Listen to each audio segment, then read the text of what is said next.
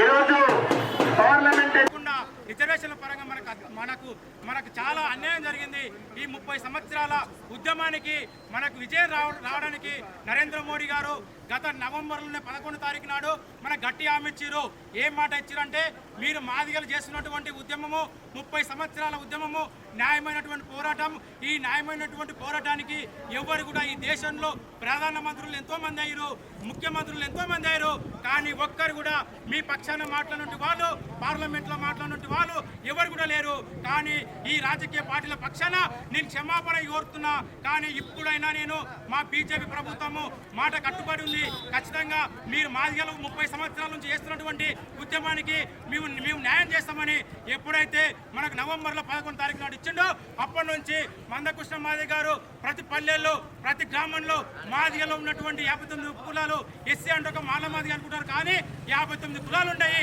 అన్న డక్కులోళ్ళు, చిందోళ్ళు, మాస్టర్లు, బైన్లోళ్ళు, బురగజంగము ఇట్లా చాలా మంది ఉన్నారు. మనకు ఉద్యోగాలు లేవు, రిజర్వేషన్ లేక చాలా అన్యాయానికి గురైతే ఉన్నాము. ఇతర పార్టీలు ఎన్నో సంవత్సరాలు నమ్మినాం, కానీ ఇప్పటికైనా బీజేపీ ప్రభుత్వాన్ని నమ్ముదాం, నరేంద్ర మోడీ గారు నమ్ముదాం. నరేంద్ర మోడీ గారు దేశానికి ప్రధానమైనటువంటి ప్రధాన నాయకుడు, మన ప్రధానమంత్రి సమర్థమైనటువంటి నాయకుడు. ఈ దేశానికి అన్ని కులాలకు అన్ని మతాలకు న్యాయం చేసే నాయకుడు ఎవరైనా ఉండాలంటే ప్రధానమంత్రి గెలవాలంటే అక్క గెలవాలంటే ప్రధానమంత్రి గెలిచినట్టు. కాబట్టి ఈ నెల 13వ తారీఖు నాడు ఏసీ ఎన్నికల్లో ఖచ్చితంగా బీజేపీ పార్టీకి ఓటేసి గెలిపిస్తారని మనస్ఫూర్తిగా గురియాంపేలో ఉన్నటువంటి ప్రతి ఒక్కరు కూడా మనస్ఫూర్తిగా కోరుకుంటూ ముగిస్తున్నా. జై మాదిగ, జై మందకృష్ణ మాదిగ.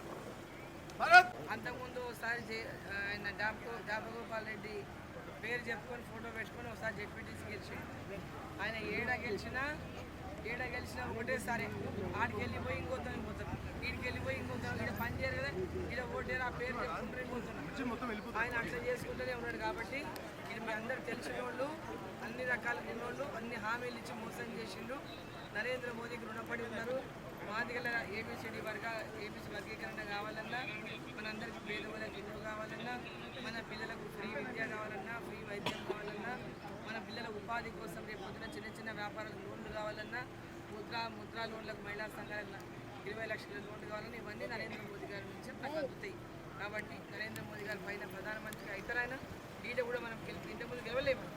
ఈసారి మనం గెలిచి కూడా పోయినసారి ఓడిపోయినా, ఈసారి గెలిపియండి. తప్పకుండా ఇవన్నీ మనం పేదోళ్ళకి అందించే విధంగా అరుణమ్మ మీకు వాళ్ళకు ప్రతి ఒక్కరికి అక్కలకు చెల్లెళ్ళకు అందరికి కూడా మరుగుదొడ్లు లేవు. ఊళ్ళలో ఆడోళ్ళు 60 ఏళ్ళు కాంగ్రెస్ ప్రభుత్వం ఏలినా కూడా ఊర్లలో మహిళలు దాని తోటి అక్క చెల్లెళ్ళు అందరూ, నాకు అక్క చెల్లెళ్ళు అంటే ఆడబిడ్డలు అందరూ కూడా ఇవాళ చెంబులు పట్టుకొని పోతున్నారు. ఇంకా పొద్దున్న లేచి చెంబు పట్టుకొని పోయి ఎవరు లేవక ముందే ఊర్ల బయటికి పోయి వస్తున్నారు. కాబట్టి ఆడపిల్లలకు ఆత్మ గౌరవం ఉండాలి అనేటటువంటి లక్ష్యంతో నరేంద్ర మోదీ గారు ప్రతి ఒక్క మహిళకు వాళ్ళ ఇంటి దగ్గరే మరుగుదొడ్డి కట్టిన విషయాన్ని ప్రతి ఒక్క మహిళ గుర్తు పెట్టుకోవాలని చెప్పి తెలియజేస్తా ఉన్నా. అరుణమ్మ గెలుస్తుంది, మోదీ అంటున్నారు, అరుణమ్మ అంటున్నారు, మా ఆడపిల్ల మా బిడ్డ అంటున్నారు. కాబట్టి అరుణమ్మని ఓడగొట్టాలి. అరుణమ్మ మీద ఇక మాటలకైతే తంతు లేదు, పంతు లేదు. ఇక్కడ ఉన్న మా తమ్ముళ్ళందరూ సోషల్ మీడియాలో చూస్తున్నారు, వాళ్ళు ఎట్లా మాట్లాడుతున్నారు. ఆడపిల్లలు అంటే వాళ్ళకి ఏం గౌరవం ఉందో వాళ్ళు మాట్లాడిన మాటలే చెప్తున్నాయి. ఒక ముఖ్యమంత్రిగా ఆయన ఏ విధంగా మాట్లాడుతున్నాడంటే నన్నే అన్ని మాటలు అంటుంటే ఇక మామూలు సంగతి ఎట్లా ఉంటుందో ఒకసారి ఆలోచన చేయండి. ఈరోజు మహిళల్ని గౌరవించినటువంటి ముఖ్యమంత్రి ఉంటే ఆయన నిలబెట్టిన ఆయన చూసారు. మీకు అందరూ తెలుసు కల్వకుర్తి అయినది, అవునా లేదా? కల్వకుర్తిలో ఓడిపోయి పత్త లేకుండా పోయిండా లేదా? ఓడిపోయి ప్రజల మధ్యలో ఉన్నాడా? పత్త లేకుండా పోయిండు. ఎందుకు నిలబడలేదు అంటే ఏం చెప్పిండు? నేను ప్రజలకు అందుబాటులో లేను కాబట్టి, న్యాయం కాదు కాబట్టి నేను కల్వకుర్తిలో పోటీ చేయలేదు అన్నాడు. మరి 5 ఏళ్ళు పోయినసారి పోటీ చేసిపోయిండు. అడ్రస్ ఉన్నాడా? మామూలు అడ్రస్ ఉన్నాడు, చూసిండు ఆయన ముఖాన్ని. మరి అంటే ఇక పాలమూరు ఎట్లా కనబడుతున్నారు అంటే ఆయన ఢిల్లీలో పోయి కూర్చొని ఈయన గెలిపిస్తే ఆయన ఢిల్లీలో కూర్చుంటే మోకాలు అక్కడ మనం పనుకొని నమస్కారాలు పెట్టుకుంటూ ఉండాలా? అక్కలారా, అమ్మలారా, అన్నలారా, ఈ పాలమూరు గడ్డ అభివృద్ధి చెందాలంటే మీ పాలమూరు బిడ్డ, మీ ఆడబిడ్డ అరుణమ్మని కమలంపూ గుర్తు మీద ఓటేసి గెలిపియండి. నరేంద్ర మోదీ గారు ఈ దేశ ప్రజల కోసం ఏ ఆకాంక్షలతో పనిచేస్తున్నారో ప్రజలకి ఆకాంక్షలు ఉన్నాయో అవన్నీ కూడా నరేంద్ర మోదీ గారు చేసే ప్రతి పనిని పేదవాళ్ళకి అందరికీ కూడా తెలిపి అవగాహన కల్పించి ఆ పథకాలన్నీ వాళ్ళకి అందించే విధంగా మరి మీ డీకే అరుణమ్మ పనిచేస్తుందని చెప్పి మీకు అందరికీ కూడా ఈ సందర్భంగా తెలియజేసుకుంటా ఉన్నా. భారతదేశంలో ఏ ప్రజలు కూడా హర్షించారని చెప్పి సందర్భంగా నేను తెలియజేస్తా ఉన్నా. ఇక ఈడే పాలమూరులో గ్రౌండ్ వాటర్లో నీళ్లు తగ్గిపోయినాయి.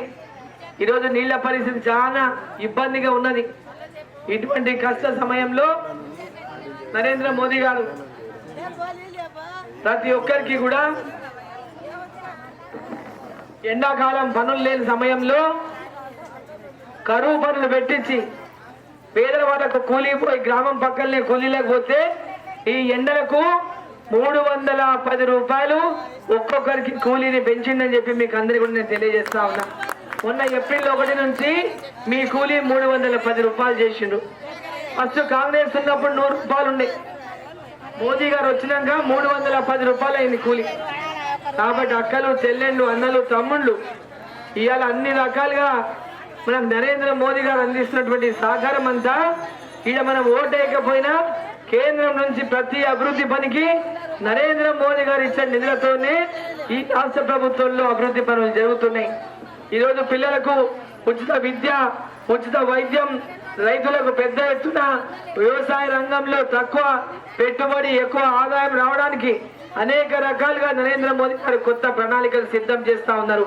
వచ్చే 5 ఏళ్లలో ఎవరు ఊహించని విధంగా రైతులకు, మహిళలకు, అదేవిధంగా చదువుకున్నటువంటి నిరుద్యోగులకు, చదువుకునేటటువంటి పిల్లలకు ప్రతి ఒక్కరికి ఈ వర్గము ఆ వర్గం అనకుండా ప్రతి బీసీ, ఎస్సీ, ఎస్టీ మైనార్టీలకు అందరికీ కూడా పేదవాళ్ళకి అందరికీ కూడా ఈరోజు అండగా నిలవడానికి అనేక ప్రణాళికలతో నరేంద్ర మోదీ గారు ముందుకు పోతున్నారు.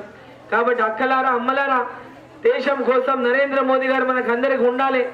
ఈ దేశంలో రామాలయాన్ని అయోధ్యలో రాముని గుడి కట్టించి ఈ దేశానికి శ్రీరామ రక్షగా నరేంద్ర మోదీ గారు నిలబడ్డారు. ప్రతి ఇంటి మీద చూస్తే జై శ్రీరామ్ అని ఉంది. అది సాధ్యమా? ఒక జై శ్రీరామ్ అనే మాట ప్రతి ఇంటి గోడ మీద ఉందంటే ఆ యొక్క అయోధ్య రాము యొక్క ఆశీర్వాదంతోనే ఇంటింటికి ఆ జై శ్రీరామ్ అనేటటువంటి నినాదము, అక్షింతలు వచ్చి మిమ్మల్ని ఆశీర్వదిస్తున్నాయని చెప్పి సందర్భంగా నేను తెలియజేస్తా ఉన్నా. ఆ అక్షింతలు శ్రీరామ రక్ష నా దేశంలో ఉన్న ప్రజలకందరికీ ఆ శ్రీరాముని యొక్క రక్ష ఉండాలని, శ్రీరామ రక్షణ ఈరోజు నరేంద్ర మోదీ ఈ దేశాన్ని కాపాడుతూ ఈ దేశంలో రామ రాజ్యం రావాలంటే, ఈ దేశంలో మన ధర్మం మనం కాపాడుకోవాలంటే, మన ధర్మం 4 పాదాల పాటి దేశంలో నిలవాలంటే, మన పిల్లల భవిష్యత్తు, మన భవిష్యత్తు, మన పిల్లల పిల్లల భవిష్యత్తు ఈ దేశంలో బంగారు భవిష్యత్తుగా ఉండాలంటే నరేంద్ర మోదీ గారు దేశంలో ఉండాలి. ఇక్కడ నరేంద్ర మోదీ గారు ఆశీర్వదించి పంపిన డీకే అరుణమ్మ, మీ అక్క, మీ చెల్లె, మీ పాలమూరు బిడ్డ మీ అందరికీ కూడా అండగా ఉండడానికి ఇక మీరందరూ కమలంపూ గుర్తు గెలిపించాలని చెప్పి ఈ సందర్భాన్ని నేను కోరుతా ఉన్నా.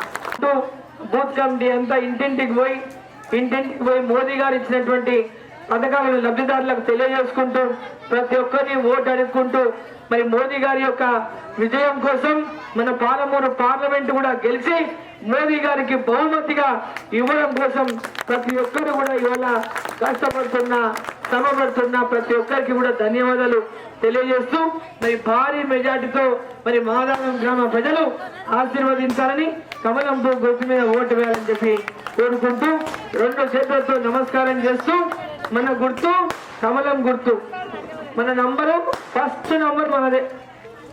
మీరేం ఎత్తుకునే అవసరం లేవు. పైన పేరే డీకే అరుణమ్మ కమలంపూ గుర్తు, పైన ఫస్ట్ ఓటే మనది. అందరు కూడా మొట్టమొదటి 1వ నంబర్ మీద ఓటు మీద 1వ నంబర్ పక్కల కమలంపూ గుర్తు పక్కల బటన్ ఒత్తి ఓటు వేసి మరి భారీ మెజార్టీ అందేయాలని చెప్పి మిమ్మల్ని అందరినీ చేతులెత్తి నమస్కారం చేసి కోరుకుంటూ భారత్ మాతాకి నరేంద్ర మోదీ గారి నాయకత్వం